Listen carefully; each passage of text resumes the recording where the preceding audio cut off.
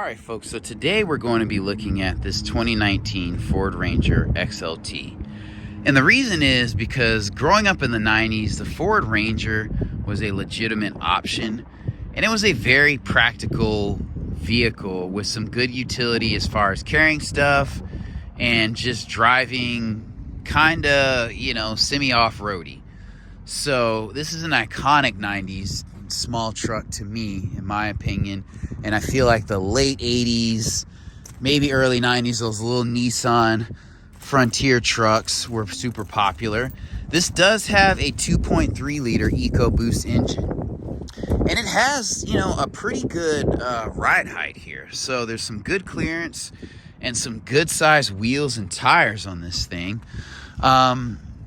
That EcoBoost engine has 270 horsepower and 310 pound-feet of torque. So that is some good power. And these are 17-inch wheels. I think they're like a perfect size. This is not a four-door truck, but I feel like it sits up high enough and the bed is long enough just to give you some utility if you don't really need a full-size truck and you don't want to drive like an SUV. So this is something you can get the sod in, you can put, a dresser in the back and kind of get by. And I like the design. I think this is a very good looking truck. I mean, if I'm being honest, I would probably get a Toyota Tacoma over that. I mean, it's a little bit wider, it's a little bit squared off. And this iteration, it's probably a little bit more practical for most people with four doors, but when you look at the bed, you're like, oh, that's super short, but most people aren't using the bed that way. But we'll go ahead and take a look at this truck. Honestly, there's not a bad angle on it, and it's not trying to be a sedan. So you have these basic black covers for the rear view mirrors, which are a very good size. They're larger than normal. Obviously, you have blind spot monitoring here. You do have keyed entry. So there's no keyless entry here. You have an automatic driver's window. This is pretty straightforward. This is hard. This is soft fabric. This is soft faux leather. You're not doing anything too crazy in this vehicle. You do have manual seats for the driver's seats. Your controls right here are pretty straightforward. You do have a bed lamp here that's controlled there. Hopping in. You have an Alpine stereo, so that's pretty cool. Again, a keyed ignition, USB-A, charge port there, parking sensors here, some kind of tow something, traction control here. So this gauge instrument cluster doesn't look bad at all. It looks very modern, especially for a 2019. I mean, that's 5 years old at this point, and you have this digital display in the middle. I'm not hopping in this expecting it to be like an Audi or a Mercedes at all. This is a decent sized screen right here. Your hazard button is here, so that's good placement.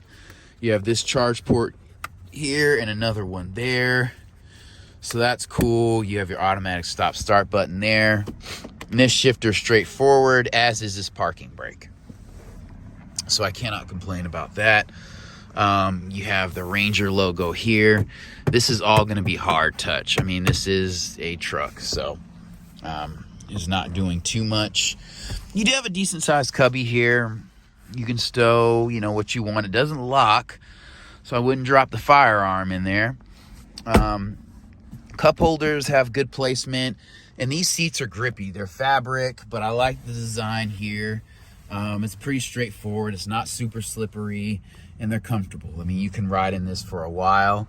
You do have LED lighting here. I do think this Bluetooth speaker is kind of a cheaper route that was had by Ford. I don't like that. But the controls here are pretty straightforward. Here's your phone. Here's your volume. Here's your cruise control. All good stuff here. So you have a mirror here without a light, which is okay. I can do without that. A sunglass holder here. You have LED lighting here. It's hard to see out the back of the truck because it kind of does sit at a slope like most trucks do, but pretty straightforward here. You don't have a grab handle here, but you do have one on that side. Looks like you have a tweeter speaker here and then a mid-range down there. Hopefully with the Alpine radio, you have some good options. All right, so moving the seat forward in this vehicle, it is a struggle getting back here. Like, I am not the biggest guy, but oh my gosh. That, you know, I could sit back here if there was a short driver here. You know, headroom is not too bad. This is a little bit concave here, and especially here, excuse me. But yeah, there's not much room back here, so it's gonna be a little bit claustrophobic and probably gonna be for kids. You know, this is a small truck. You have a window here, so it's a little less claustrophobic and it's in a good place, but you know, you can put your phone in there. There's maybe a speaker back here, but it is hard to get in and out of the back of this truck.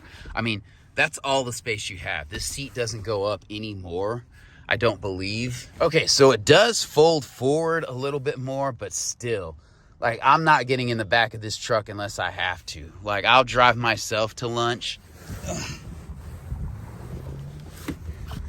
Yeah, this is a lot. I'm gonna go ahead and say this is a 2-seater truck for sure. It looks good. You know, these back tail lights are large. You have a large Ford logo. You have the Ranger, you know, etched in the back of the truck. You have this lock here. You can lock the bed. It's not a soft close bed, but this is a good sized bed here. So people may say, I don't want no small truck. This is enough utility for most people that drive trucks, because most of the time, you know, there's just old junk and old tools hanging out in the back of trucks. So we'll take a look under the engine compartment. I would say if you had some acreage or something like that, this would be a good option. You know, you can kind of drive around. You didn't want to take the Polaris. You do have struts for the engine. And it's obviously going to be a rear-wheel drive vehicle. This does not have 4-wheel drive, but this is that 4-cylinder engine. And there's a lot of wires. It takes a lot of wires, apparently, to get 310 pound-feet of torque out of a 2.3-liter 4-cylinder. Your airbox is there. Your battery's there.